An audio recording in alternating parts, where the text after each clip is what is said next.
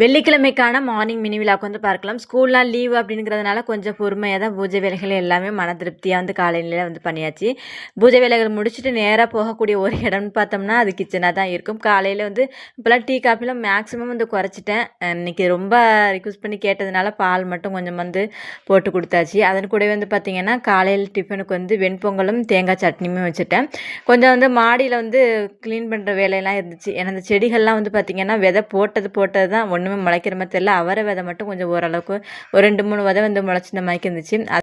பொங்கலுக்கு பானையில் வந்து பார்த்திங்கன்னா மஞ்சள் கொத்து இஞ்சி கொத்துலாம் வந்து கட்டுவோம் இல்லையா, அதை வந்து நல்லா வந்து நிலைவாசலில் வச்சுட்டு ஒரு 2, 3 மாதம் கழிச்சு தான் எடுத்து வந்து இந்த தொட்டியில் வந்து வச்சுருந்தேன். அது வந்து பார்த்திங்கன்னா இன்றைக்கி வந்து துளிர் விட்டு வந்துருந்துச்சு. மஞ்சள் கொத்து இஞ்சி கொத்துமே நல்லா துளிர் விட்டுச்சு. அதை வந்து தனியாக க்ரோ பேக்கில் வந்து விதை போட்டிருந்தேன் இல்லையா, அது வளர்ந்தா பார்த்துக்கலாம் அப்படின்னு சொல்லிட்டு இது வந்து தனியாக இருந்து எடுத்து வச்சுட்டேன். அதே மாதிரி துளசி செடியுமே நம்ம வாசல் வந்து வச்சுருக்கேன் இல்லையா, அதில் கொஞ்சம் காலையில் கூட பூஜைக்கெலாம் எடுத்தேன். அதில் எக்ஸ்ட்ரா இருந்தது, அதை வந்து மாடியில் கொஞ்சம் வச்சுட்டேன்.